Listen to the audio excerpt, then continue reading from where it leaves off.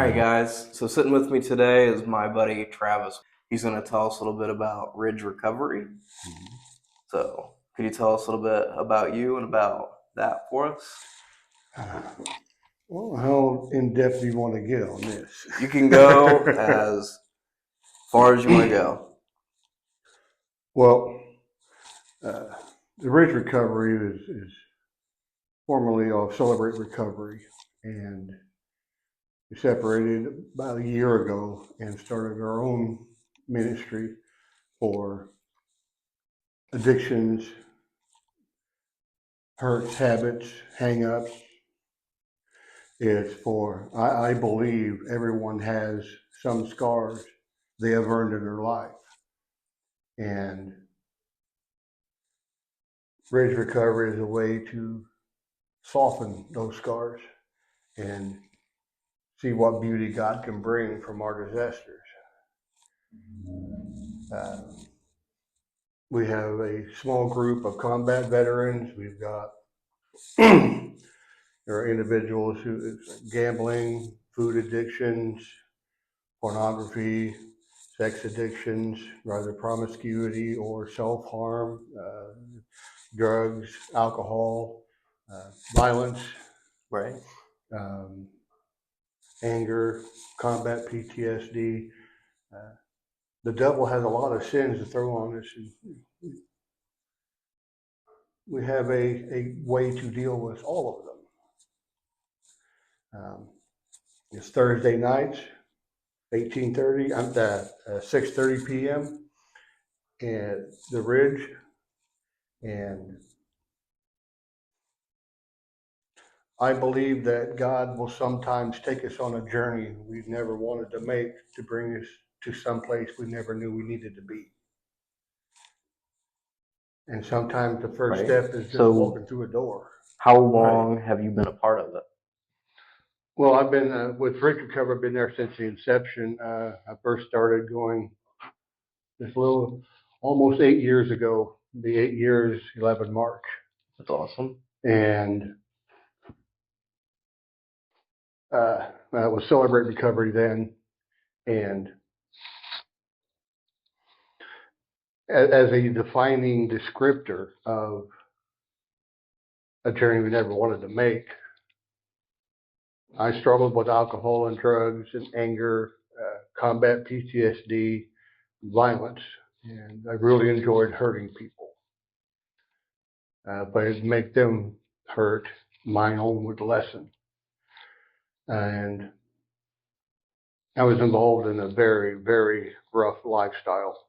And one of the things that is often said in different recovery groups by individuals is that my addictions cost me my house or my marriage or my job, or mine didn't cost me anything. I threw them away. I was so bent on pleasure and numbness and running from what I had done that nothing would interfere with that. So I threw away a marriage, I threw away my house, I threw away my job, I threw away my family. I threw it all away just to not feel. Well, my ex-wife reached out to me one day out of the blue. I hadn't spoken to her in a year, didn't know where she lived, and that was a wise decision. Right. And I answered the phone and went, Jen? And she goes, I don't want to hear you say a word. I don't want to talk with you. God put it on my heart to tell you. Today at the Ridge, they talked about a recovery group that has combat veterans, so you could be around people like you who have done the things you have done. So if you ever want to get clean, if you ever want to get sober, if you ever want to come back to God, you have a place to go. And she hung up. I was reaching a point in my life where I had often said I could quit the drugs, I could quit the drinking anytime I wanted to. I just didn't want to. Well, then I wanted to, and I found out I couldn't. Yeah, I get that because it's one of those things where like you think you can quit, and you're like I can quit any day, and then like it finally comes to me like I'm gonna quit. It's like it's so hard. I had built up in my mind, it was simply a matter of will. It was simply a matter of intestinal fortitude and internal strength. You know, I could throw a 300-pound man around like a rag doll. It was part of my job. But I wasn't strong enough to stop drinking. I wasn't strong enough to put down the weed and the pills. I wasn't strong enough, and that terrified me. I was so afraid because everything I had become was someone I had hated, and I didn't have the ability to change. I couldn't stop. So I worked up the intestinal fortitude to drive up. I was in a 1% motorcycle club. I didn't have a car. I rode my Harley year round. What is the 1%? What is that? It's an outlaw motorcycle, an outlaw club. Okay. Myself, I sold drugs. I was a sergeant at arms in my club and collected debts for the club. Um, it was one of those that I rode up, and I sat in the parking lot looking at that door around 15 minutes. In my mind, you know, I'd already tried to flatline myself on 3 separate occasions, and I failed at that too. On this one, I was so bottomed out. I hadn't reached rock bottom because in my addictions, rock bottom is dead. But I was real close. And in my mind, I knew I could not stop by myself. I tried. I failed. There wasn't even a pause. I went through those doors. In my mind, if there was nothing here to give me a glimmer of hope, something that would elevate my despondency and depression into something better.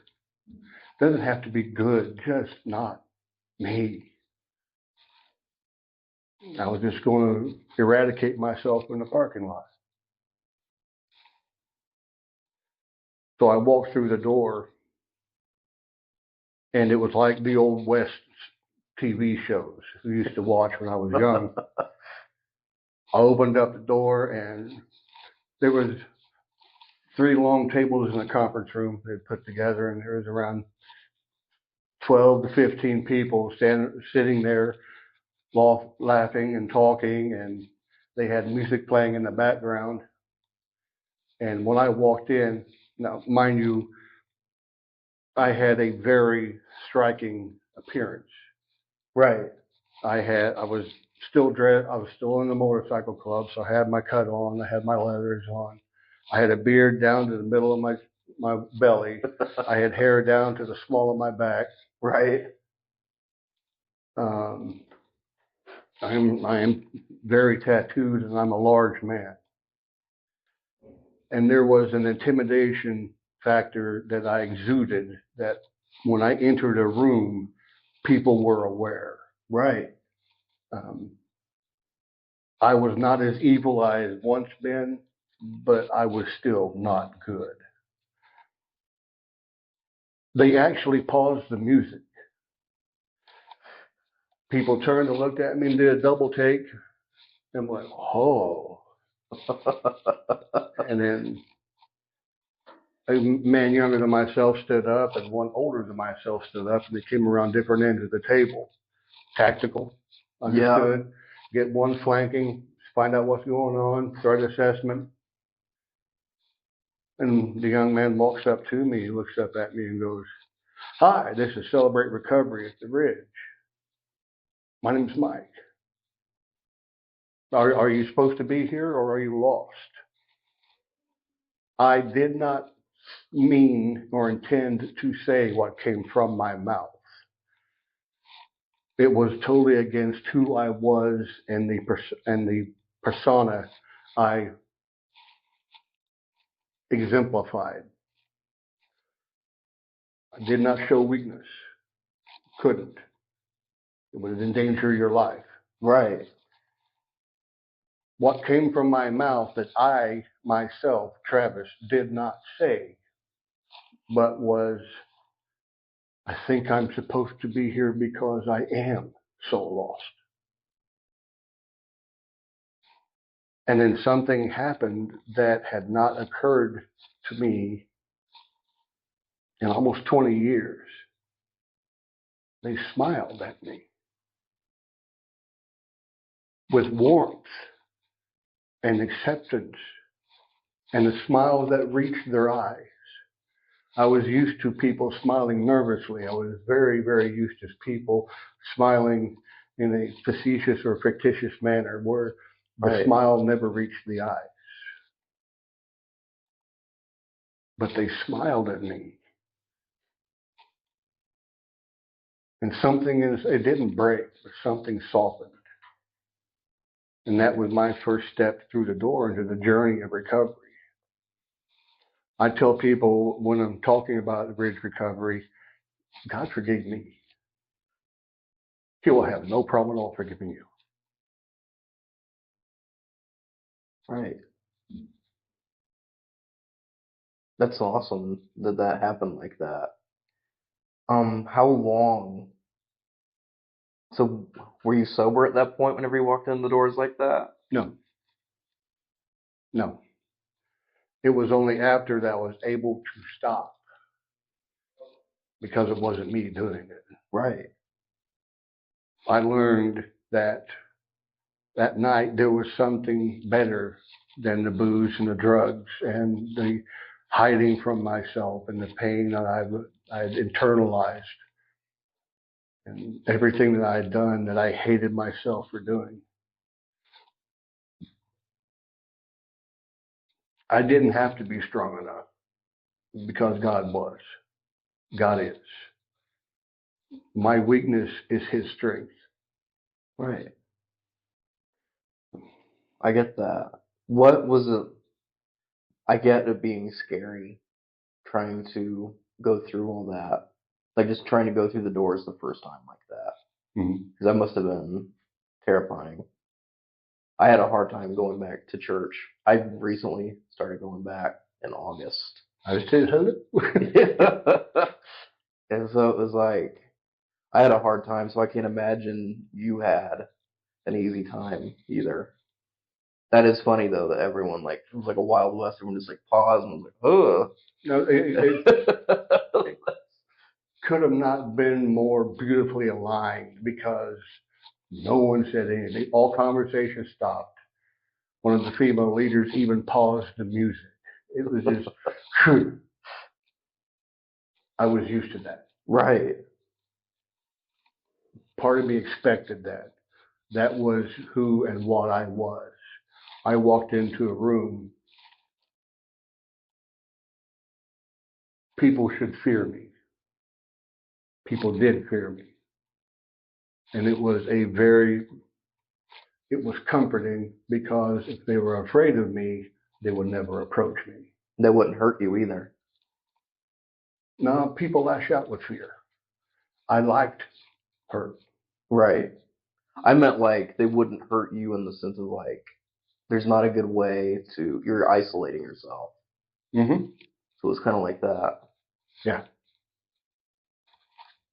How long did it take for doing recovery and all that before you quit everything? Like quit the club and Oh, the club was about a month afterwards. It's very, very difficult to be clean and sober when you're with 20 dudes and you're the only one trying to be clean and sober. right, And it's difficult to rationalize doing illegal, illicit things and trying to become a better Christian man. right. it was the dichotomy of the dual life. I was unable to sustain it. The reason I stayed for so long was I was terrified of what was next. I knew what it was to be a Marine. I knew what it was to be a combat vet.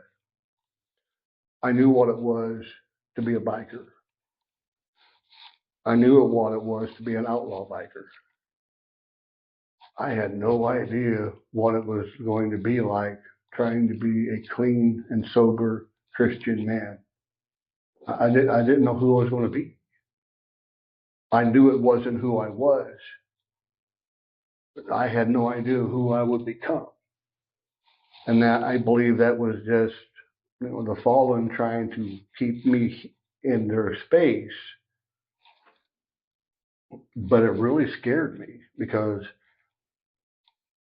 one of the things that kept going through my mind is, well, would I even like who God wants me to be? Yeah, I get that. Like I said, the only thing I knew to that point was how to be a Marine, how to be a combat vet, how to be a biker, how to be an evil, violent, aggressive man, doing evil, violent, aggressive things. Until one day I was studying the steps and I was trying to work through them, and I was still trying to get through the second step when the thought popped in my brain, what does it matter if you're not going to be who you are? You hate who you are. And I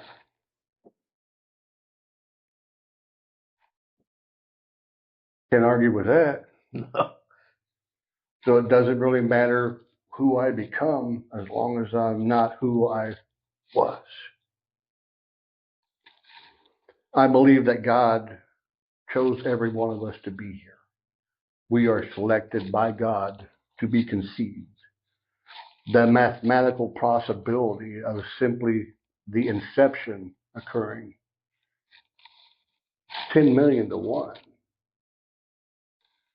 just from the male side of things. On to mention that she has to be in the right time of the cycle, in the right receptive thing. Everything has to line up. God chose me. God created me. God chose you. God created you. And the miracle of that leads onward. And I believe that God, when He created me, had this destination for who I would be. In a perfect world, following His plan and His guidance the entire way. Because I am human, I'm going to fail. But if failing just slightly and following right back, this is where He wanted me to be. Well, my choice is, because if God gives us free will, was, well, He wanted me here. I ended up somewhere down here. So simply because I was down there, God loved me enough to take me where I was. But He loves me too much to leave me there. So I have no idea who God created me to be. I just know that I'm not who I was. And with God's help, I'm walking closer to who I was supposed to be. And now I can look in the mirror and not hate the man looking back, not be ashamed of who I am. The beauty of God's plan is that He doesn't force me to do anything. God does not say, you must do this, because God is a God of possibilities. He gives us free will. I believe that He wants us to love Him as close as possible to how much He loves us. In order to do that, He gave us free will. Because anything I am forced to do, I hate. Right. Simply because I have to do it. when I was growing up, one of the things that was one of my chores was burning the trash. Every other day, I'd take the trash from the house, take it down by the barn to the burn pit, and I would burn it. And while we're burning it, because we had the 1 gallon plastic milk jugs, I had a 6-foot section of rebar. I'd shove it on the end and melt it down and get it a little soft until it started to deform. Then I'd roll it into a ball, and then I'd catch it on fire. Yeah. And it made the coolest sound of the burning plastic falling off. Yeah. And I'd just do bombing runs on milkweed pods and enjoy myself.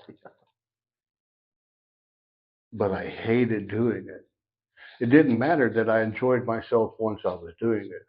It didn't matter that it was physically good for me or psychologically it taught me responsibility or emotionally the endurance of distaste.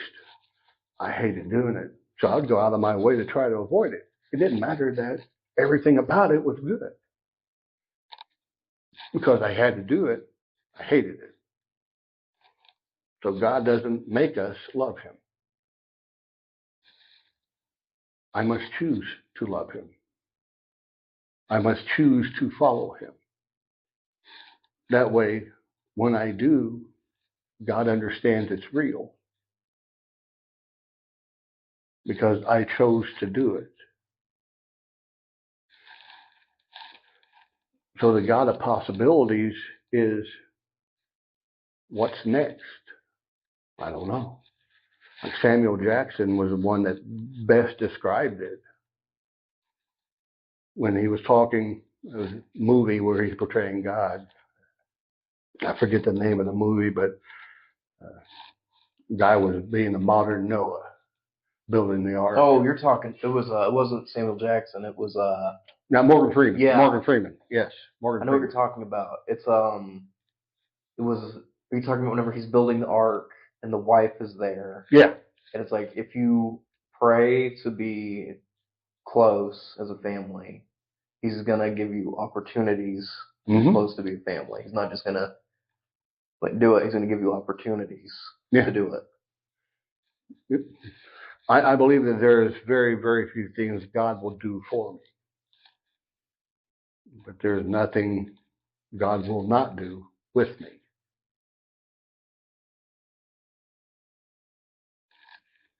Whenever yeah, I have I have a very addictive personality, and so it's like if I do something for too long, I just get. I'm like, I've got to do that now. And it was like I got super addicted to like pornography and stuff. And I think so. I'm about 21 weeks where I haven't done any of that. Congratulations. Thank you. It was not fun at all. No. Like it's, and then it's kind of it's what you're saying. It's like I can quit anytime. I can quit anytime. And it's like you can't quit anytime because there's some part of you that depends on it and like wants to be in that spot of like numbness or whatever. And it's kind of like you don't want it to go. You want to just stay in that little hole where you know every little corner, even though you hate it. And you hate looking in the mirror. You don't ever want to leave it just because it's comfortable. And it's not comfortable. And then it was like whenever I stopped, it was like because I had a lot going on and a lot was going on with my personal life with my girlfriend and whatever, and it was not an easy decision. She didn't care. She was fine with it. It was not an easy decision for me to be like, okay, I'm gonna stop and move forward and try to be a better person, and I'm gonna go to church now, and I'm gonna go all in. Because if I just dip my toe in, I'm just gonna stop. I'm like, if I'm gonna do this, I have to do it with everything I've got. Otherwise, what's the point? because it was originally like, well, what if you just do it like every like Tuesday? It's like, I'm still doing it. I have to stop 100%. And it was really tough. It's all been really tough, and it's gotten me to weird places, just like going to church, and then like the mental stuff after, Mm-hmm. because it's like my thoughts are a lot clearer now. I don't know if that's how it is for you. It's like your thoughts are a lot clearer now. Oh yeah. It's like my thoughts are clearer, and it's like my emotions. It felt like they were very turned down, and now they feel like they're like the volume is going through the soundboard. Mm-hmm. It's nuts. One of the things that it doesn't really matter what we are addicted to. We build up a kind of a tolerance. So what used to be used to achieve the desired outcome, now it doesn't work anymore. We have to have more. Yeah, Well, then that levels off and starts to go down where there's not the satisfaction that there was when you started more. Okay, so we'll try something different and more. So it was just an arc that was always ascending while your psyche and your soul was just degrading.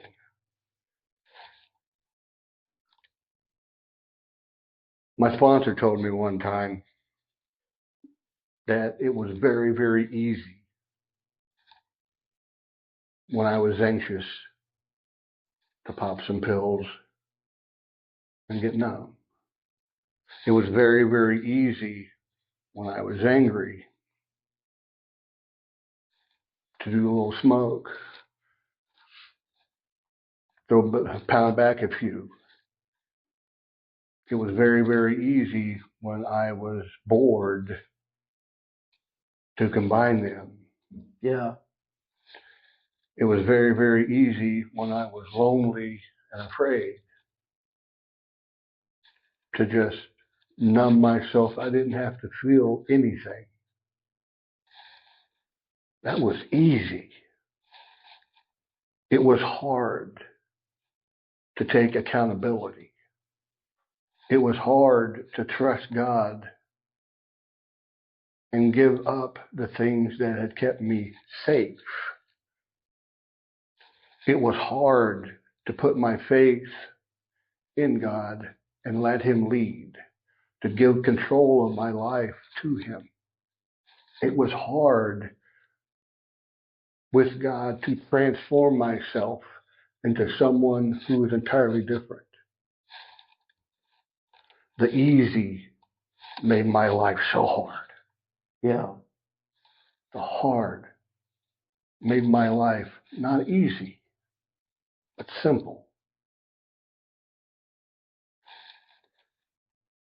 There was a saying that I tell the men I sponsor. It is the moment that you think back on what you have done and it no longer makes sense to yourself why you did it.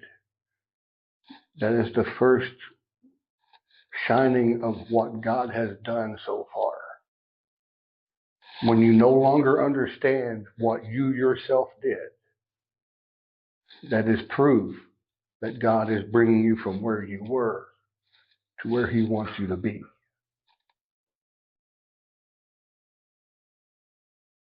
Like that. How long have you been a sponsor? 6 years. I had a year and a half under my belt, little over a year and a half under my belt when I was first asked to be a sponsor. So I spoke to my sponsor about it. I prayed about it. I meditated and talked to God. And 2 weeks later, I took my first sponsee, who now has 6 years clean and sober. That's awesome. It was his doing and God's doing. All I did was go, this is where I screwed up. This is what God showed me how to fix it. The one thing I tell the men I sponsor is this is not a race. We do not go forward until you understand what we're doing, until you accept what we're doing,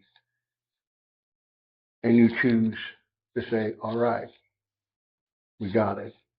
Next one. Because I don't force anyone to do anything. Now, I'll call you out. I see you're doing something, you're getting ready to slide back down that path. I'll snatch you up by the short hairs. Don't have an issue with that at all. Right. But I cannot walk my sponsee's journey. Right. They're the ones that work it through it and work with God. I can't do it for them. I won't do it for them. I'm just a guide. The Vikings had a saying, never trust a man without scars, for he has known neither the hardships of life nor how to endure pain. A man without scars does not know what type of a man he is. I got all kinds of scars. And if you look in the Bible, there is not one person that God used besides Jesus that was a good man. You look at the great movers and shakers of biblical history. You have a murderer, you have adulterers, you have cowards, you have drunkards, you have men who laid with their own daughters, you have prostitutes, you had pagans who converted to the following of God. God does not send the equipped. God equips the ones he sends. It is because of this that I understand it's okay to have scars. Because God can use the horrible things of my life to bring beauty for someone else. I know what it's like to be in combat, because I was. I know what it's like to be addicted, to have been able to convince myself to rationalization that I was still in control, because I did. I know what it's like when I finally first realized that I couldn't stop, because I did. One of the things I ask the men I sponsor is, what is your greatest strength? So Reid, what's your greatest strength?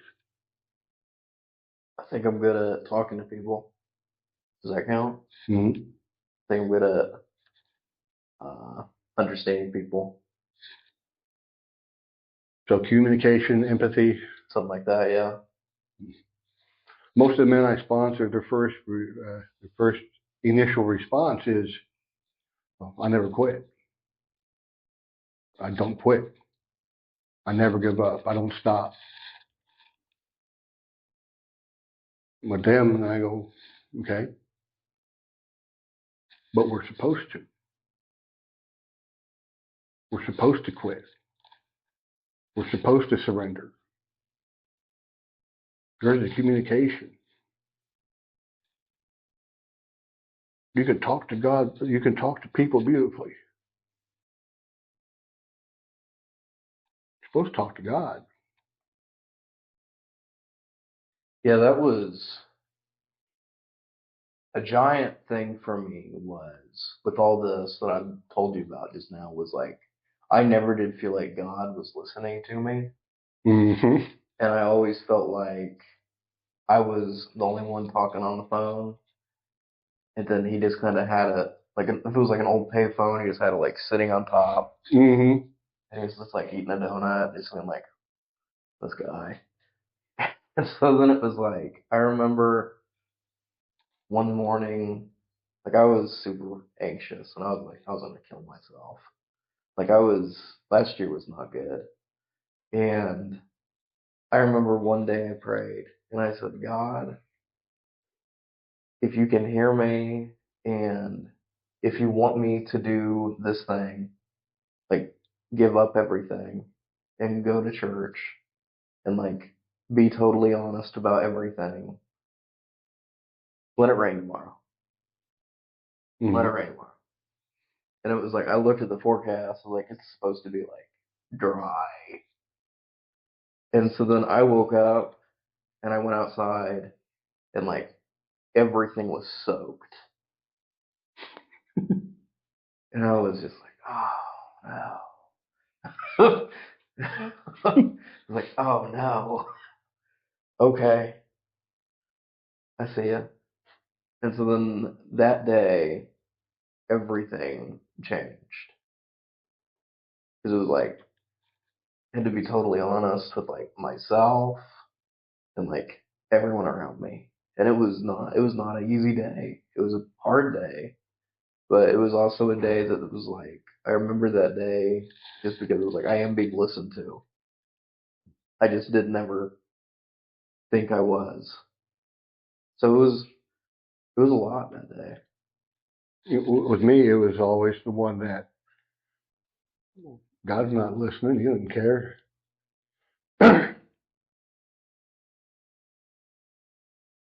But he was. I just wasn't listening for what he had to say.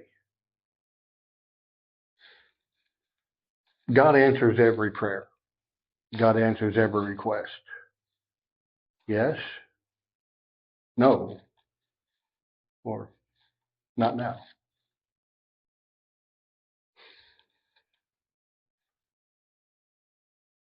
But the thing that I found most intriguing about my own personal journey is I've come to understand that God really doesn't care what I want. God deeply cares for what I need. And I've come to understand that what I need oftentimes has almost nothing whatsoever to do with what I want. Yeah. Yeah. It's like what I want versus, it's like, what was it? I watched this movie. It was like, you can give him what he wants, you can give him what he needs. Mm-hmm. And it's like, if you give him what he wants, he's not going to appreciate it. But if you give him what he needs, he's going to really appreciate it. Mm-hmm. And it was like, a lot of times, what he needs it's never what you want. It's always like it's always like a lesson in the end. And yeah, I don't know. It's been I do agree with that though.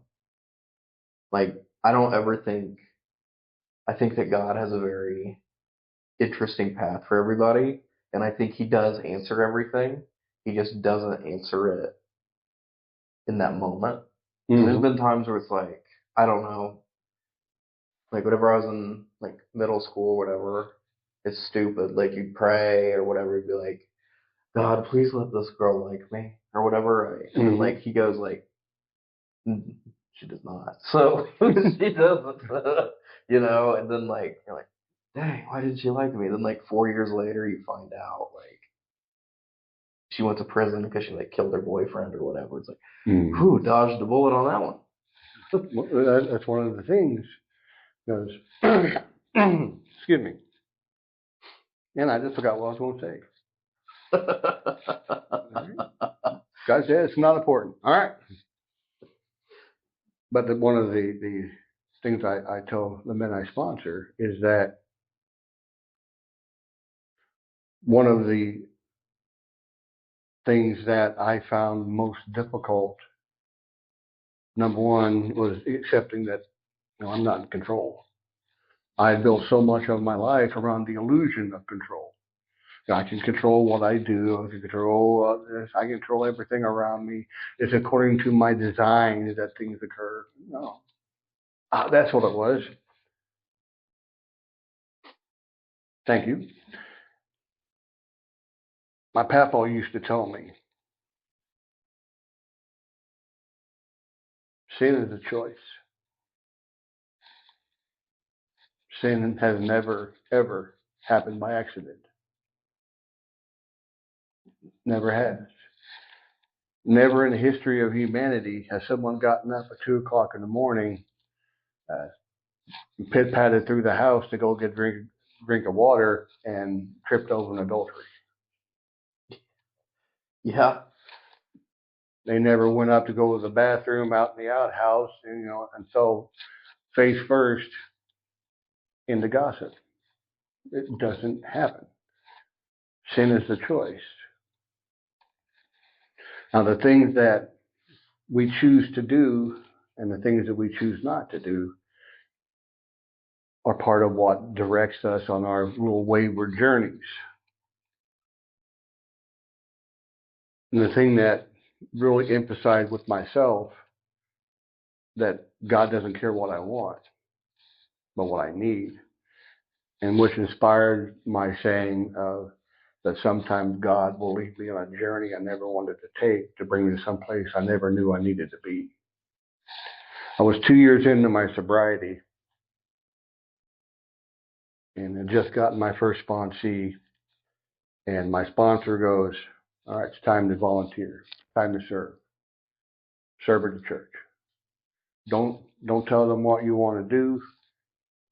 Don't tell them anything. Just volunteer." Okay. So I was going in that Sunday to fill out the volunteer form, and one of my friends there is on security. I was talking to him, and it's like, "Well, my sponsor told me to volunteer." He's like, "Oh, you want to volunteer?" I went, "Yeah." He goes, "Outstanding. We've got 2 slots open in security." Boom. There it is. Marine, combat vet, worked armed security for the government, been a contractor at a private security firm, was a biker. I knew security. I knew when people were carrying, what they were carrying, generally, where they were carrying it, if they knew how to handle themselves, if they didn't know, if they were aggressive. I knew all this. It's trained and honed over 20 plus years of doing it. I'm like, boom, security. There it is. Just filled out the volunteer form, handed it in, and I knew that before Wednesday, they'd call. Tuesday, my phone rings. I answer the phone. Oh, hello. She goes, "Is this Travis?" Oh, "Yes, ma'am, it is." She goes, "Outstanding. You filled out a volunteer form." I went, "Yes, I did." She goes, "So, are you still wanting to volunteer?" I went, "Yes, very much so. It's part of my service and part of my recovery." She goes, "Outstanding. How's this Sunday?" I went, "Oh, excellent. I'll be there Sunday. What time? Do you have any meetings or anything I have to go over?" She goes, "No." Well, all right. Is there any class work? You want me to bring my credentials? I'm MACE certified. I'm close combat certified. I'm weapons certified. I still have my First Cross and First Responder certification, CPR. She goes, "No, we won't need any of that." I'm like, "Oh, okay, cool, outstanding." Was there any type of class to go through for radio verifications, communications, any codes I need to learn? He goes, "What? No." "Wait, what do you think I'm asking you to volunteer for?" I went, "Well, security, obviously." She goes, "No, I'm in charge of the greeters." I was mad, just boom, instantly. I was insulted. All of my years in the Marine Corps, combat, all the private training I had done, the classwork, the intuition I developed over the decades. He wants me to be the Walmart guy. I was insulted and I was furious. I almost hung up on her. And then my sponsor's voice popped in my head. Don't tell them what they want you to use you for. Just volunteer. And I'm like, oh, all right, what time's Sunday? He goes, 8:30. All right, ma'am, I'll be there. Stewed the rest of the week. Just angrily mashed this out in my mind. It was so clear cut that I was being insulted. I didn't call my sponsor because no, I knew this was personal. They were trying to irritate me. And then I got there and I sat in the parking lot for about 5 minutes before I walked through the door, just mad. And so all this experience that I had, and they wanted me to be the Walmart guy. Great. So I walk in and I meet her. You've seen her. Jenny, the slender one with the long. I think I know what you're talking about. I'm terrible with names.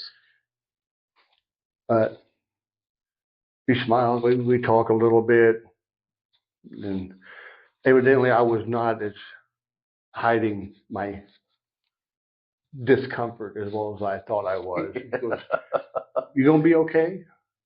I'm like, yeah, why not? Well, sure, yeah. Good, because I'm putting you at the front door. I'm like, outstanding, excellent.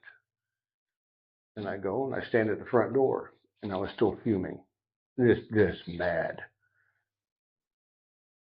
And the first person comes walking around the corner, and I could tell by how she was carrying herself, she was very distracted about something. Something was really bothering her. Something was on her mind. She had her hands clasped and was using the thumb to pick at the ball of her other thumb. It was just the nervous tick distraction technique, blah, blah. And she comes walking up and she's kind of muttering to herself. She walks through the door and looks up, and there I am. So I put on my big fake smile and went, morning. Wonderful to see you. Come on inside. And she smiled. And her whole posture changed.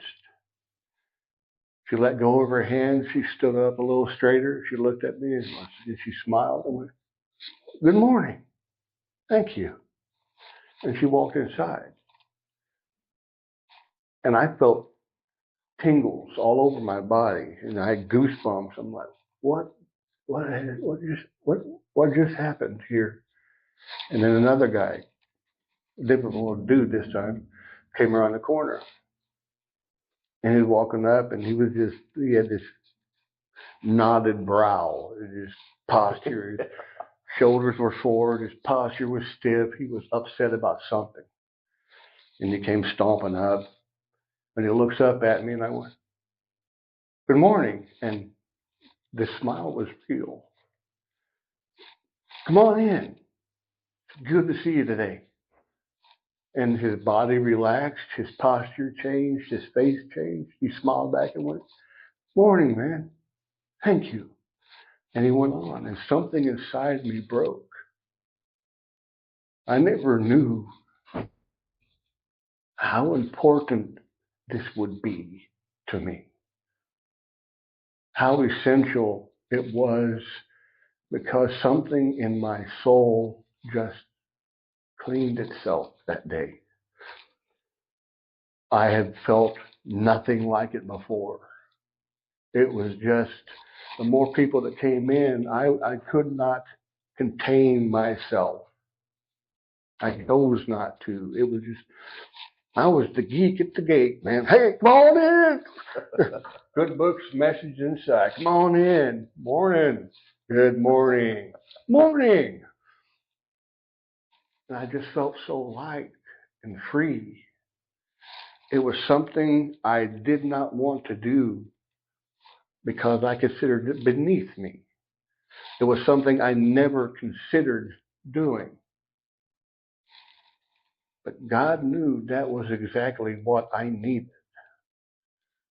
It is my favorite part of the day that does not involve my family. My favorite part of the week is when I'm standing at that door, being the Walmart guy. That's Well, awesome. good morning. It's awesome. So your gift is communication. Who knows where God's leading you? What would you say your gift is? Scars. I've done a lot of vile things. I have walked in the darkness for so long that I've forgotten what the light looked like.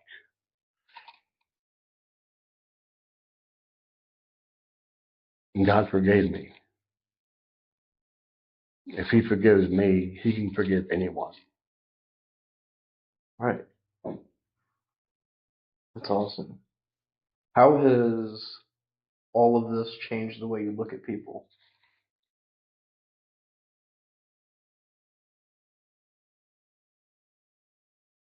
I did not like people because I knew what people were capable of. I have been in parts of the world where the name of Jesus is never spoken.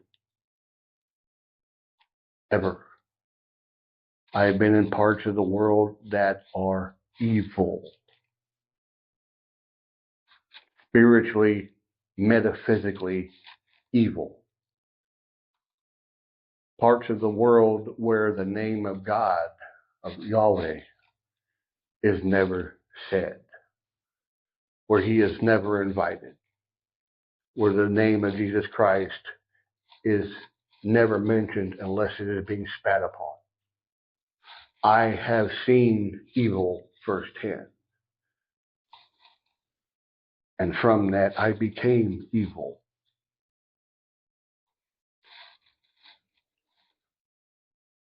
I did not like people because I knew they could be exactly where I was. They could be just as guilty as me. I didn't want to be around them. Now, every person walking in the world has God walking 2 steps behind them, just waiting, just silently praying, just silently hoping that one day they'll turn around and go, I can't do this, help. And He will be where He was the entire time they've been down this journey, 2 steps behind, waiting to go, it's all right, come here. That's awesome. What would you say to somebody that was struggling right now? That'd be in your shoes, right? That was in your shoes. It will depend on the person. Well, what would you say to someone that was kind of like you that you needed to hear? Hmm. Does that make sense? Mm-hmm. Someone like me, Yeah. you don't have to be strong enough because you never will be. You don't have to be strong because God is the strength. Everything that I have proven in my life on my own, I have proven that I am a failure. God has never failed. People have chosen to walk away from Him, but He loves us enough to let us go. So for someone like me, God still loves you,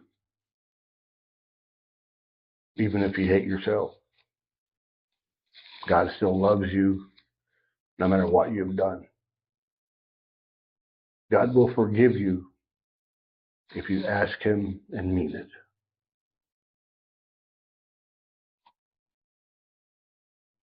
There's always hope.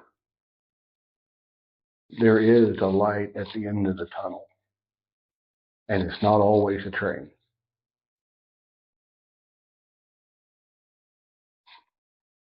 So one of the things that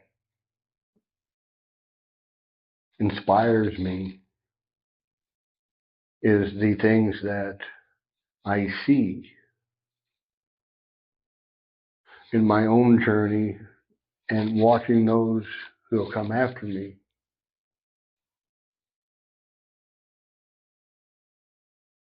Following God is not easy.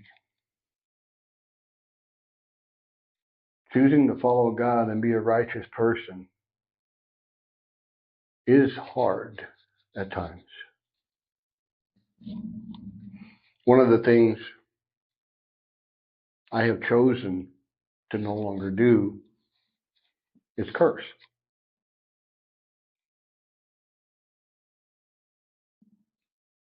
To me personally, it is disrespectful to the God I love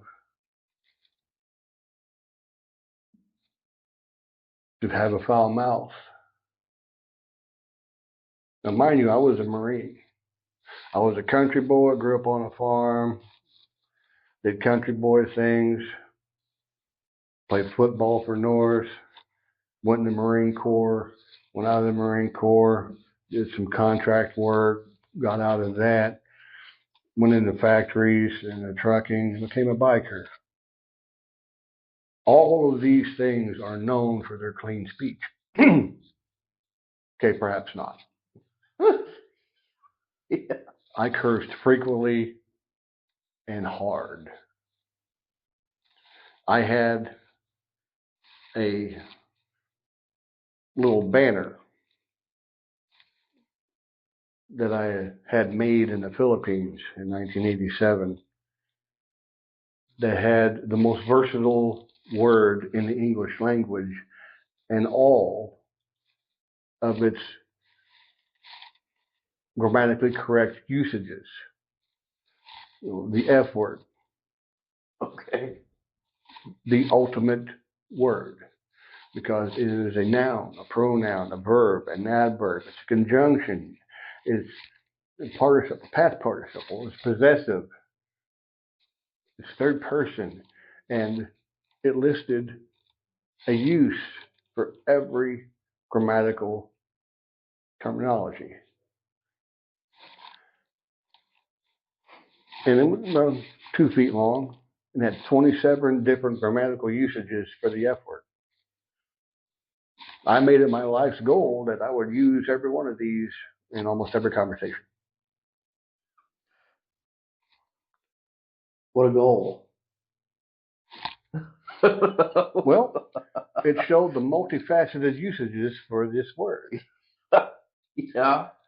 So after my lady and I had divorced and the family had split apart, and I had gone elsewhere, and then she called me and I came back. It was around a year later before they asked me over to what had become family day after church. And I was giddy.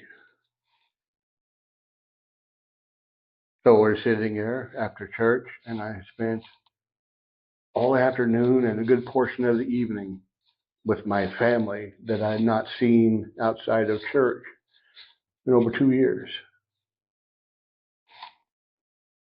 Great.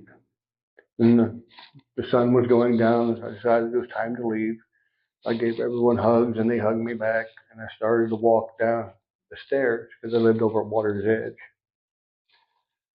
And my youngest Molly stopped me and goes, "Daddy?" And she hadn't called me Daddy 12, 13 years. She said, "Daddy?" And I stopped and looked at her and went, "Yeah, Molly B, what?" She goes, "You're not the same man anymore, are you?" What? God's working? No, it's not me, it's God. Why? Why do you ask? She goes, "You have been here all afternoon and all evening. You haven't cussed once." I'm like, "Well, no, I stopped. It's disrespectful to God for me." She goes, "I've never heard you speak without cursing." every time you spoke, there was something in it. And that was the first time I had realized exactly how foul I used to be. And this was her entire life. This is all she knew. F-bombs and every other possible curse word.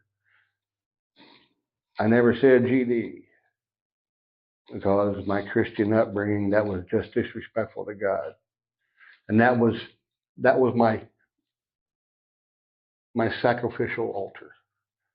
I wouldn't say this because I'm not all bad.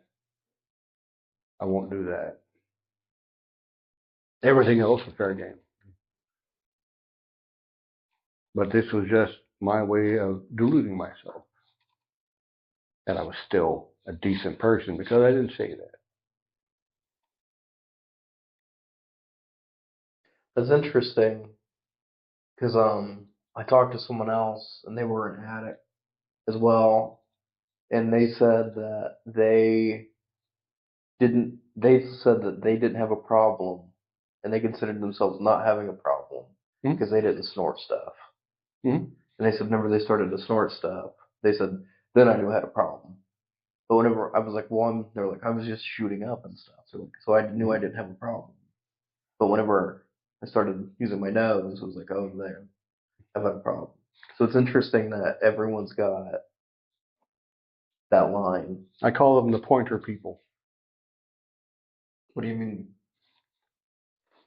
Yeah, I know I drink a lot, man. I drink a lot. Sometimes too much. Sometimes I really, yeah, I black out sometimes. But I just party hard. I don't have a problem. Look at that guy. I would point. That guy under that bridge with that brown paper bag, that guy's got a problem. I just party hard. Right. Or, yeah, I know I do a lot of drugs. I do. I spend a lot of money. Maybe sometimes I take too many. There have been times that I don't remember a week. Who hasn't done that? Yeah, but I don't have a problem. I can quit anytime I want to. I just party hard. But that guy, look at that guy. That guy and that girl, man, they put needles in their veins. They have the problem. I just party hard. I can rationalize anything to make it so where I'm not doing bad. I'm just having fun. Got you. I got you with that. And it's easy to point at people until, like a drug addict friend said, until I was the guy under the bridge with the brown Right. paper bag. Right. I should point out she is sober. She's got like 13 years.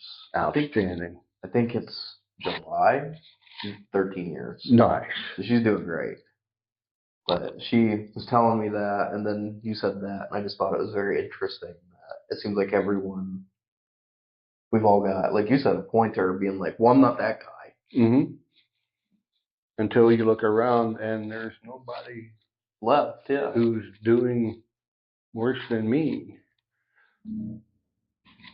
One of the things that one of my first sponsee and myself had a long conversation on several times was perspective and understanding God's plan, because this is God's plan, this is God's timing. I'm not in control of anything. I consciously choose to give control of my life and my will to God every day, sometimes several times a day, because I'm an arrogant turd. And there will be times I'll be like, yeah, I think I'll take that back now, God. Let go. I got this, God. Let me. See, I can do this. Oh, all right. No, I can't. It always takes something. But it's another scar, and it's something God uses. But the ability to rationalize away a godly action or something done for well and good reasons, magnanimously, without thought of recompense or getting something in return. Just doing it because it's the right thing and it's the good thing to do. You never have to rationalize doing the right thing because a righteous action needs no definition. It simply is. It's the right thing to do because it's the right thing to do. It's when I choose to do the wrong things that I had to work myself around into how it wasn't bad at all. I was just having fun, or it was just a joke, or you see, I'm just getting back at them. But a righteous action needs no rationalization because doing good is simply doing good, and it needs no explanation.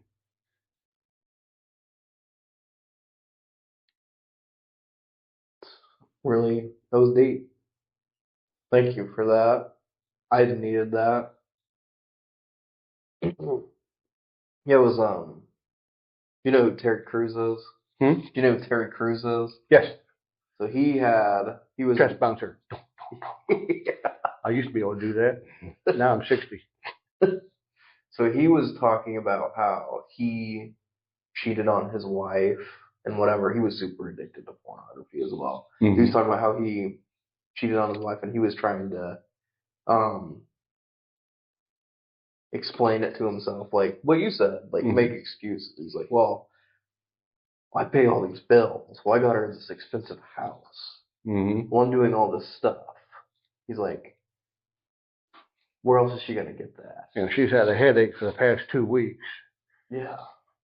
And so and so then it was like he said all that and he goes, the minute that I stopped, and then he's like, I then started doing good things. Because he said that. He said, you don't have to excuse good things. He's like, you don't ever have to excuse that. He goes, that's a much better life for him. He was like, for me, it was like, it's a lot better. It's like, I'm a lot happier. Because he's like, there's no hiding. There's no shame in it. So, what would you tell people? So, if we're getting ready to wrap up, what would you tell people? Like, where would you come find you guys at the Ridge? Thursday evenings, 6:30 p.m. Get there a little early. I'm always there early. There's childcare, so bring on your kiddos. It's okay to be afraid. It's okay to not know what comes next. It's all right. You ever read the poem Footprints in the Sand? I'm not. Synopsis. An old man who was ready to die and God were walking along the beach. And they had been walking for a while. When the old man stops, he goes, it's nearly time, isn't it? God goes, yes. And he turns back and he looks at the beach that was the length of his entire life. And he sees that there's 2 footprints, 2 sets. Then there's 1. Then there's 2 sets. Then there's 1 set. Then there's 2. And he was looking at this and considering and goes, wait a minute. God, you said you would walk by me the entire way. He goes, yes, my child, I did. He goes, I look back, and when it's the good parts of my life, there are 2 sets of footprints. But when I was struggling, when it was the darkest, the most painful periods of my life, there's only 1. God, why did you abandon me when I needed you most? He goes, my child, I did not abandon you. When there are 2 sets of footprints, that's when I walked by your side. When there was 1, is when I carried you.